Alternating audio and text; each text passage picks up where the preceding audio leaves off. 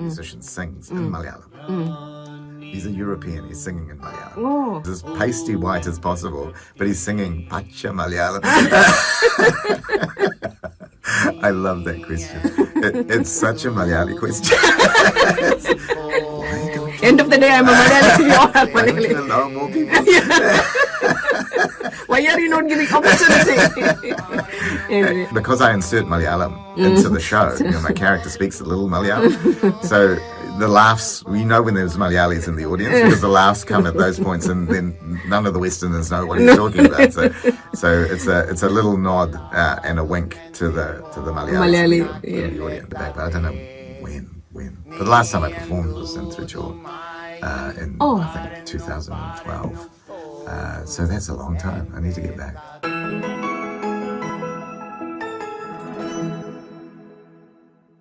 നമസ്കാരം, ഞാൻ സിന്ധു പുനൂസ്. ഇന്ന് നമ്മളോടൊപ്പം ചേരുന്നത് ന്യൂസിലൻഡിൽ നാടകരംഗത്ത് തന്റേതായ വ്യക്തിമുദ്ര പതിപ്പിച്ച് 13 കൂടുതൽ നാഷണൽ ഇന്റർനാഷണൽ അവാർഡുകൾ സ്വന്തമാക്കി ഇന്ത്യൻ ഇങ്ക് തിയേറ്റർ കമ്പനിയുടെ കോ ഫൗണ്ടറുമായ മലയാളിയുമായ ജേക്കബ് രാജനാണ്. സ്വാഗതം Jacob. Thank you, Cindy. Lovely to be here. I just have to apologize. I've done something like 6 shows in 4 days, so my voice is very, very low at the moment. The other apology I have to make is that my Malayalam is I understand, but I understand enough to get me into trouble, so that I can't actually speak as well as I understand. So I apologize for that. It's a result of being raised for 54 years in this country, and my parents really didn't push my language. So it's something I regret now, but that's the way it is. No, that's perfectly fine. We totally understand.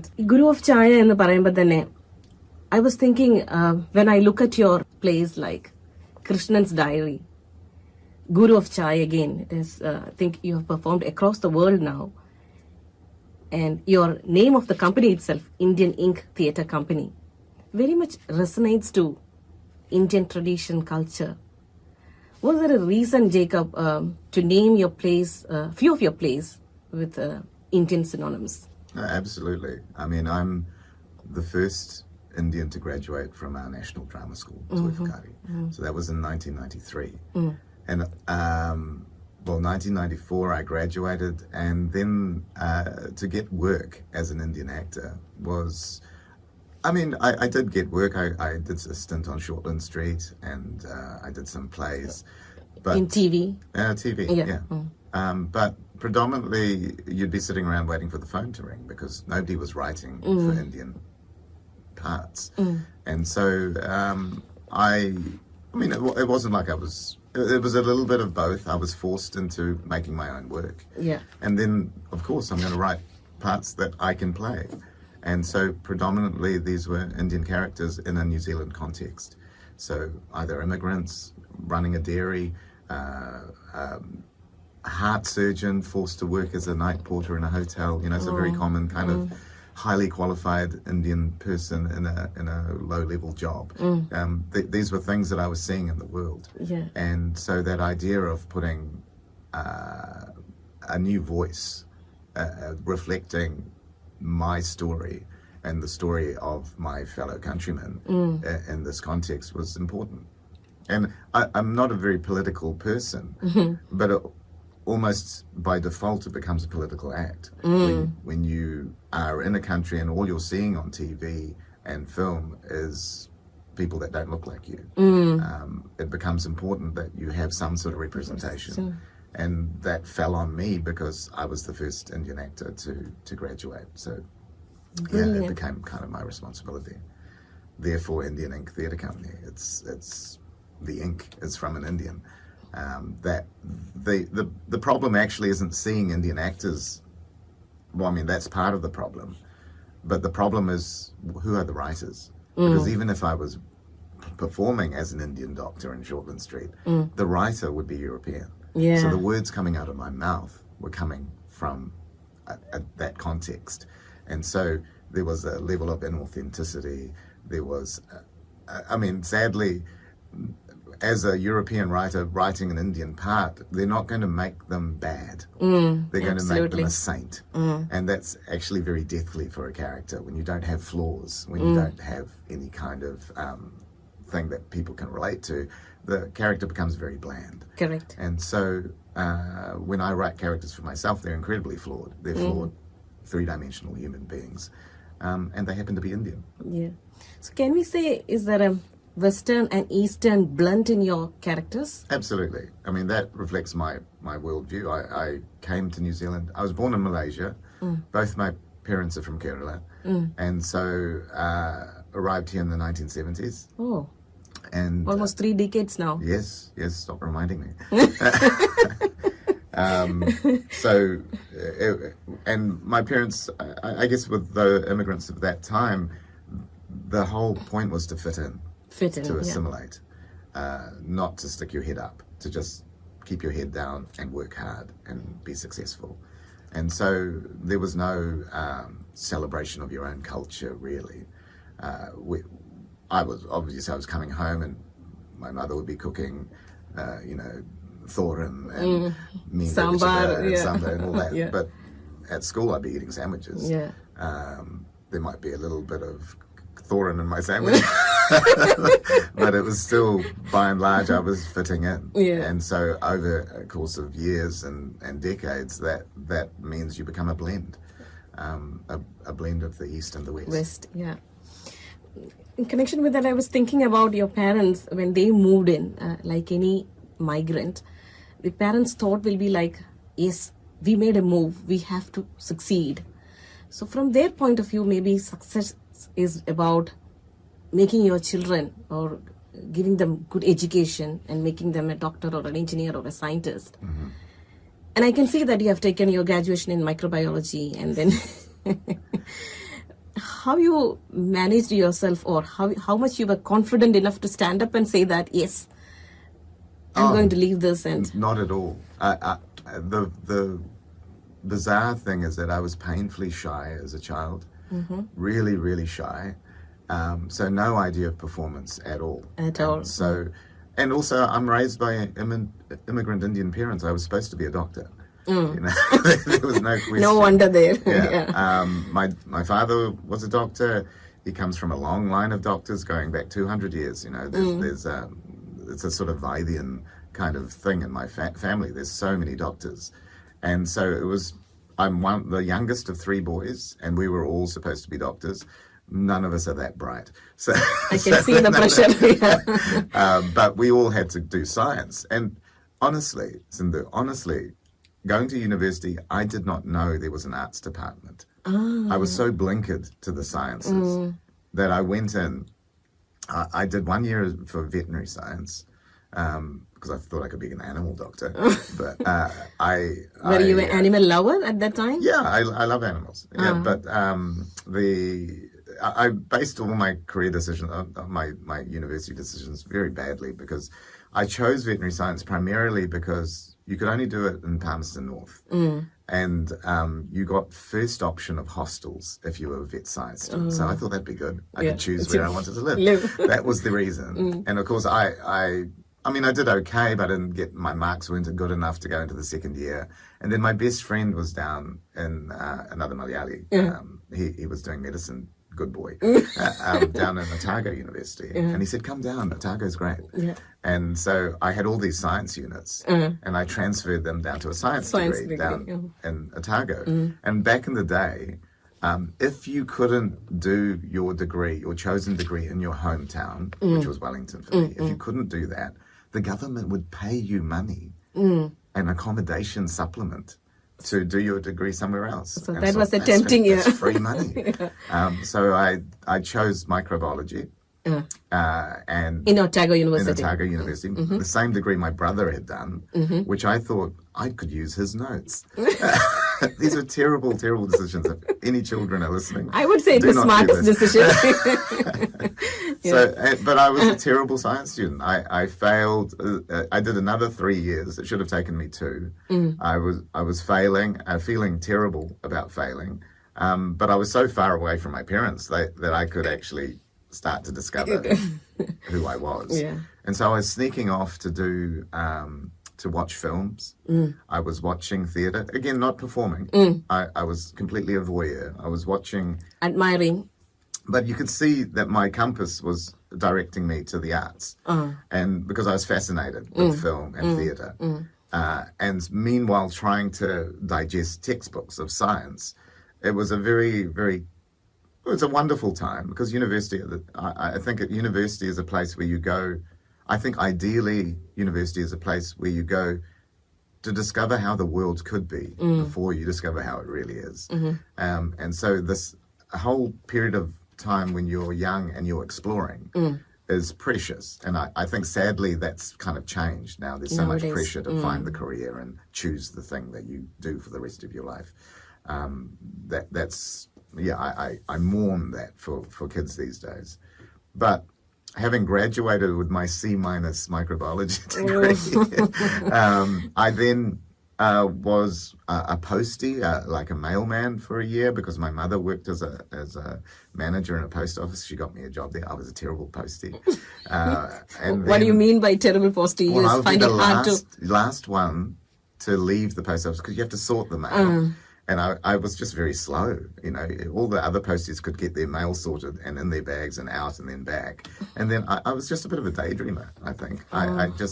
I would look at letters and wonder where they were from and then put the up. And all of that was not great. But of course, my parents didn't want me to be a mailman for the rest of my life. Absolutely. And so they encouraged me to go to teachers' college.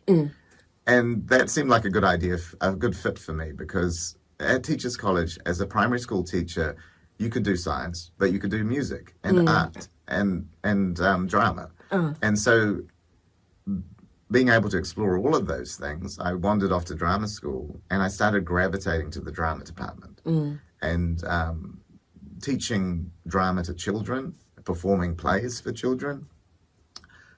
There was this feeling like, now the clothes start to fit. You know, this science jacket was very uncomfortable.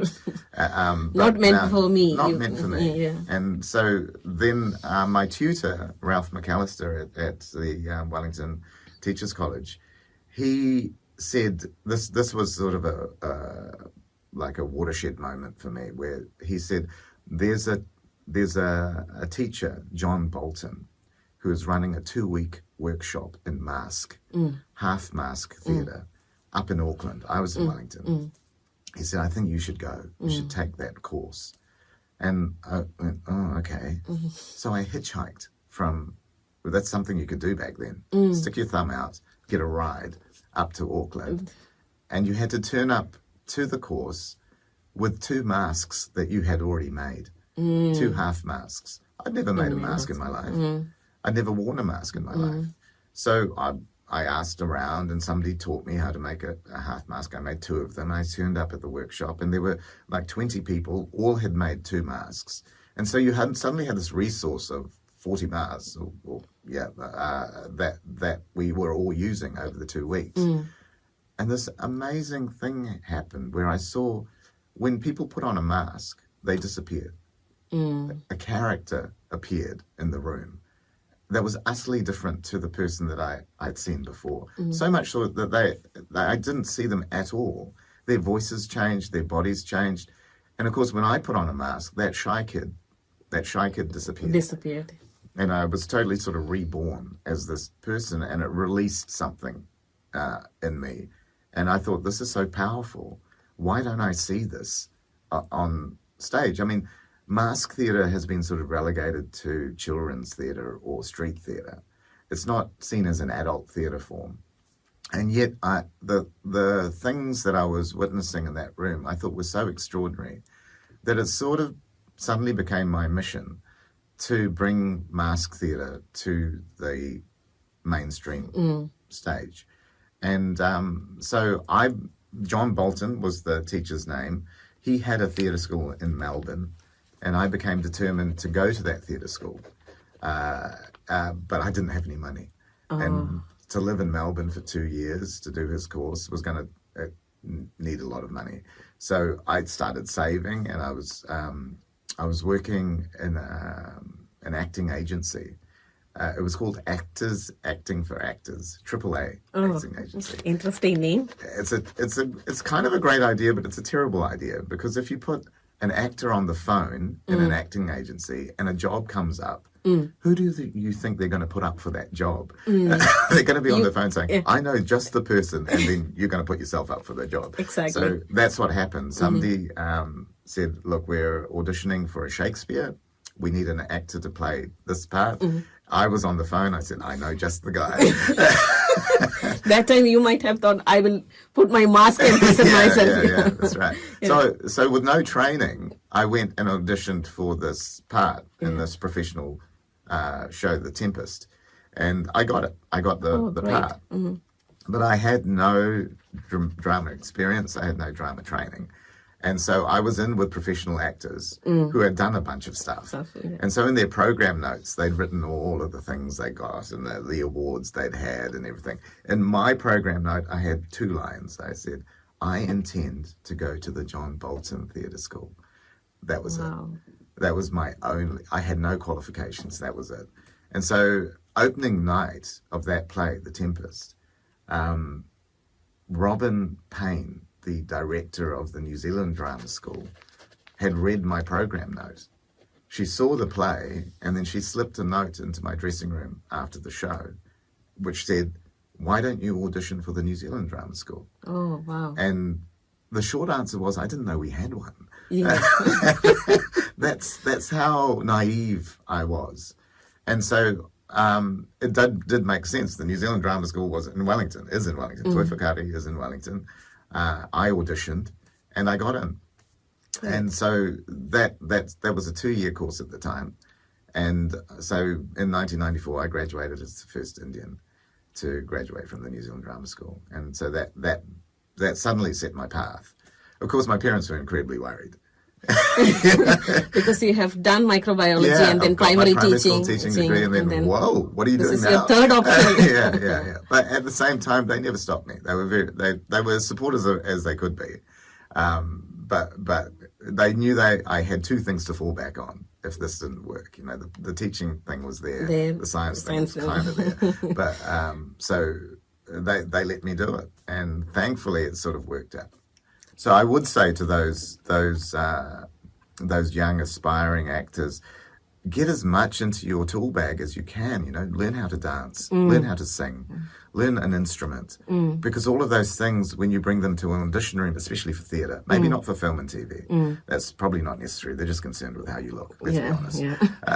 But for me as a theatre person, when I look at you and I see that you can sing, you can move, you can, play an instrument, that's all stuff that is going to be gold for me to use and for you to look great. Yeah. And of course, for me, as I get older, I go, what a wonderful thing if we made that part of our curriculum.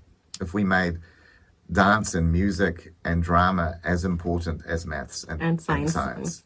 That kid back then might have had less failure in his life if he'd been exposed to that. And if you said, no, learning an instrument is as important as maths. And how that would change the culture. This is my own kind of sort of fantasy. That people that can actually sing and play instruments will have their souls nourished in a way that maybe not the career.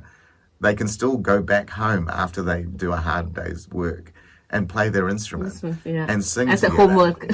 As something to give them joy. And it leads to an appreciation of the art that when you do go to see it, you really understand it at a deeper level. Absolutely. That's my own little rant. You have performed in various countries or various continents. Your audience may be from different parts of the world. How do you see the response from the audiences of different culture? Well, it's fantastic. I mean, the thing about Guru of Chai is that the origins of that play was in 2008 during the global financial crisis, because people weren't going to the theatre. People had no money, and so Justin and I were looking at creating a play that we could perform in people's houses. So it's not a new idea. It's actually, there's a theatre term for it called boudoir theatre. Boudoir. Boudoir, the bedroom. So performing in a house involved creating a show that we could turn up to your house 2 hours before the show, clear out all your living room furniture, put in an entire theatre set with dimmable lights, with everything that you would see in a theatre show, put in seating for your friends and family, your neighbours, whoever you wanted to invite, and then do this show. And so people would be coming to your house that they'd come to before, and then they'd walk in and they go, wow, What's going on? there's a whole theatre show in here. And of course, it was a wonderful way to actually get to the DNA of that show, because essentially it was going back to the origins of theatre, which is a whole bunch of people in a cave listening to a storyteller. And that intimacy of that was so beautiful, and the way it connected a community. You know, these were your friends and family in your home, in your Personal cave. connection. Yeah, it was so personal. And then to transport them to India, to Bangalore's railway station, to New Delhi, you know, to all of these places in the imagination, and all within your home. You know, it was a really wonderful thing. We got funding to do that in 15 homes in Wellington, 15 homes in Auckland. Of course, it's incredibly difficult because you're doing one show, setting up, packing down every night. For how many people? How big Well, will it be? depends how big your house was. You know, so it was as small as 40, but as big as 120, you know, because some people have some big houses. Palatial houses. Yeah. I remember the chairperson of our advisory board now is Rajan Patel. She's a very high-profile businesswoman in the Indian community in New Zealand. Yeah. And we performed in her house, which is a big house in Papatoetoe. And the play, Guru, is the storyteller talks about his own life when he was a chaiwala in Bangalore Central Railway Station. And he stumbles upon 7 sisters who are abandoned in a railway station by their father. So these sort of orphaned children are left in a railway station, and they can sing. They sing beautifully, and so they earn money through singing. And the chaiwala, who's a little bit kind of shady, aligns himself with them because of all the money they're making. But he becomes entwined in their lives. Well, these 7 sisters, I'd still remember at Rajna's house. She has a big house, and she'd brought catering in. So a catering company had come in to do food for this performance we did in her home. And as I was telling the story as the guru, I talked about these 7 girls, and they appeared in the railway station. And when I looked up, there were 7 of these catering women. I'm not kidding. There were 7 of these catering women dressed identically in their catering saris. They looked like sisters. Oh, such a coincidence. It was just this magical moment. I don't think any of the audience saw, because these women kind of got sucked into the story. They didn't have to serve food at the time, so they were just listening. So I said, you know, as the guru, 7 sisters. So same eye, same mouth, same ears. And so it was one of those kind of magical moments that could only happen in the theatre, that could only happen live. And so when we took the show to the theatre, so it wasn't in a house anymore, but the essence of that storytelling just got expanded to this bigger bubble. And it has translated everywhere with that feeling of intimacy. Everywhere in the world we perform, people suddenly are just drawn into that imaginative world, because with one person telling the story, they have to fill in the gaps. You know, we don't have an elaborate set. We don't have a cast of thousands. We don't have incredible costumes. We've got some pretty beautiful lighting and some incredible soundtracks. David Ward, the composer, got Composer of the Year for his work on this show. And it got Play of the Year. Production of the Year. Production of the Year. And I got Actor of the Year. So it was really well received here. But the real test is overseas. That's People what I don't was know asking, us. And it has done really, you know, it's performed coast to coast in America, it's performed in Singapore, in Australia, in India, and universally incredible reception. Standing ovations in America, everywhere. Excellent. So people get it. People get the story because it's a human story, ultimately. There is an exoticism that India brings, of course. The characters are very sort of slumdog millionaire kind of thing. There's a gritty kind of poverty through there, but there's also incredible wealth. That's the beauty of India. It straddles sort of 3 centuries at the same time. It's a atomic superpower, but it's also in the Middle Ages in some ways. So it's everything in between, and this show is a kaleidoscope of India. But still an India of my imagination. My knowledge of India and its geography and its politics is very limited, but I have been enough to get a kind of immigrant's view of what Indians, India is. yeah. And so I think, because my audience, it's still predominantly people who go to Western theatre. To get an Indian community to come to a Western theatre is still, it's hard. We get more Indians coming to our show than would come to a general Western theatre, of course, but it still represents 5 to 10% of the audience. But because I insert Malayalam into the show, my character speaks a little Malayalam. So the laughs, when there's Malayalis in the audience, because the laughs come at those points, and then none of the Westerners know what he's talking about. So it's a little nod and a wink to the Malayalis in the audience. But the show has, ultimately, what I'm doing is celebrating our difference. But I'm connecting us through our shared humanity, because ultimately people are more similar than they're not. Absolutely. People's desire to have a better life, people's fear of their mortality, people's needing to find love. All of these things are not particularly Indian. Everybody understands these common things. And so the characters, although they are Indian, they speak with an accent, they are ultimately human. Absolutely. And everybody gets that. Music, the musician's ability to create atmosphere, to support the emotion within a scene. They're a layer of kind of, there's an emotional connection that I feel when the musician is doing their job. I forget that they're there.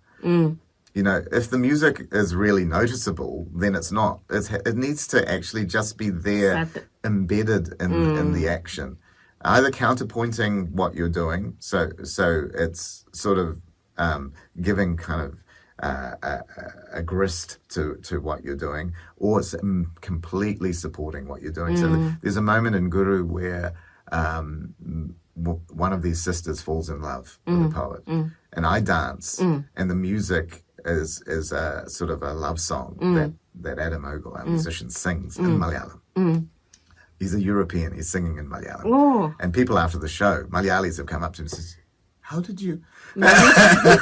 He's Irish, he's as pasty white as possible, but he's singing Pacha Malayalam. So you have been a real master to make a European to sing a Malayalam song. Well, we got a Malayali singer in to help. It was his pronunciation and everything like that. And David Ward, who's also European, has researched all the ragas and everything, so that they're very authentic and accurate. To the point when we were performing in India, the audience was clapping along to the correct rhythm. The Western audience wouldn't have been able to pick up with that. And we knew, well, he'd got that right. That was incredible. Beauty of a theatre play in comparison to a movie or a TV series.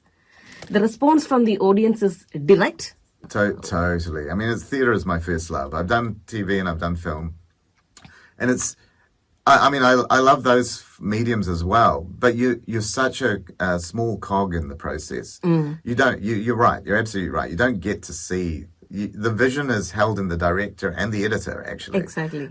So you're just doing your job, and it's all out of sequence. You don't actually tell the story in a continuous time frame. Yeah. So you're doing the end at the beginning, and you're doing the middle somewhere else, and so emotionally you're charting the emotional trajectory of the character. It's very broken up, and then it's all put together in the editing room. Yes. So in theatre, and especially with a one-man show, it's a roller coaster. As soon as you're pushed on stage, you're the only thing there for 80 minutes, and you're controlling the room. But particularly because of the kind of theatre that Indian Ink does, we always are looking to engage the audience more than they're just passively watching. So in this show, I actually talk to the audience. I get in amongst them. I not in a terrible. I hate those shows where they single out audience members and they humiliate them for the entertainment of everybody else. You know, that's terrifying for me. I hate that sort of thing. Ask some random questions and make them very very uncomfortable. That's not the case. We always make the audience look good, but it's also that we're not pretending that they're not there. Yeah. And I know theatre that exists like that, naturalism, where actors are very authentic and truthful, but they're all playing for themselves. And the audience might as well not be there. They might as well just film it and just let them watch it at home. Theatre, for me, exists in the audience imagination.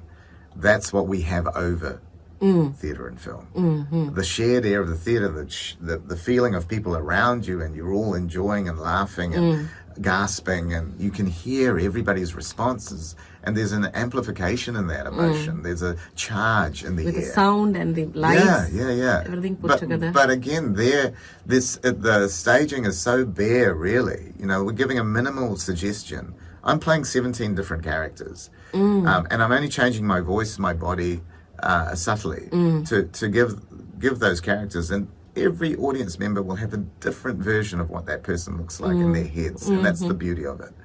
Because we always use humour to open the audience mouths with laughter in order to slip something serious in. Because laughter on its own, I think, can be a little like candy floss. You know, it's very nice for the moment, but then it dissipates and it's gone.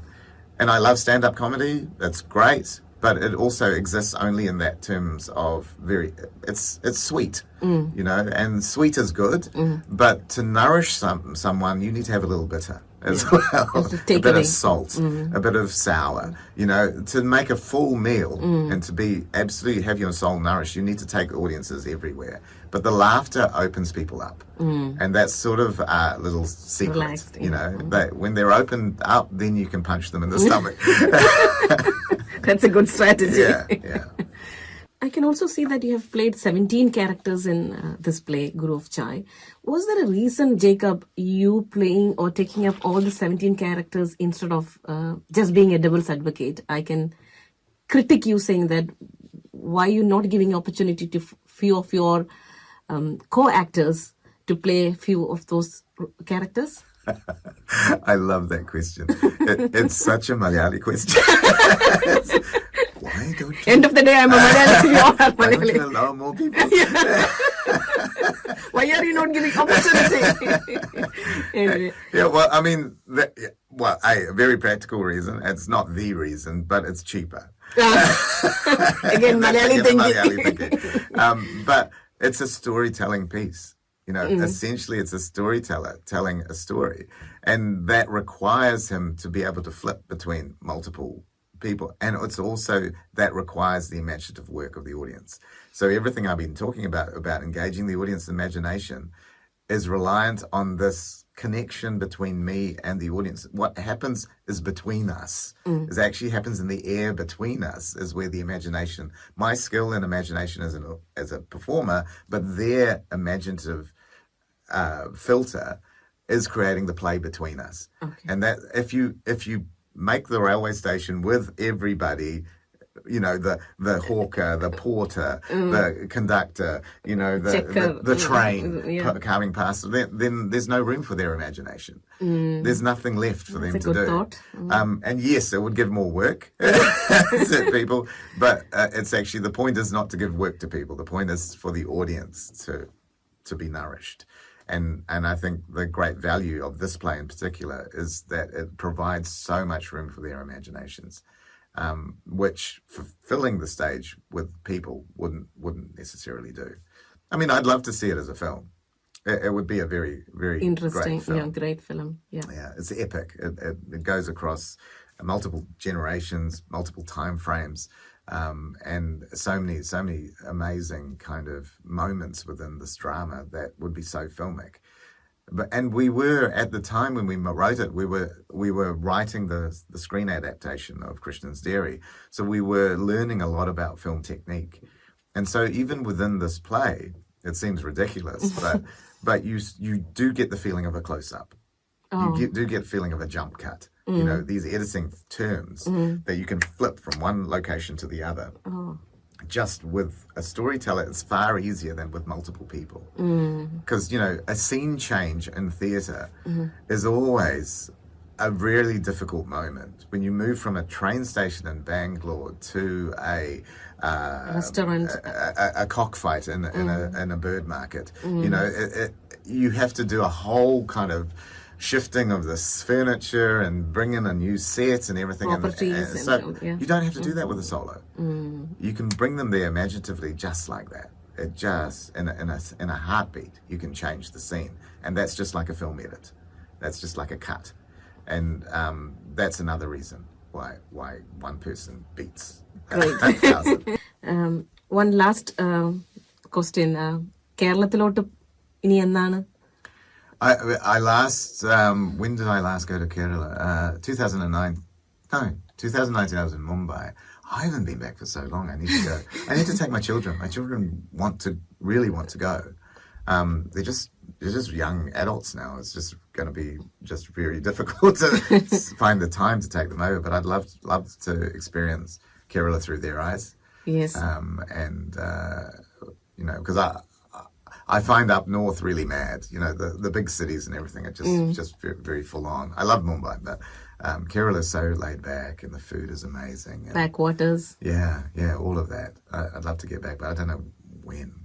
But the last time I performed was in Tricur in, I think, 2012. So that's a long time. I need to get back. So will you be doing a show in Kerala?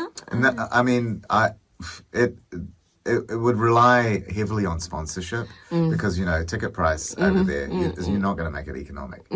And I just can't afford the time away from feeding the beast. You know, I need to be making money. And so it was a lovely experience over there, and we had some money from New Zealand and to make it happen, but it felt like very much a one-off, unfortunately. Great. And wish you all the good luck for your future endeavors. Oh, thank you, Cindy. Absolute pleasure to be here. Thank you.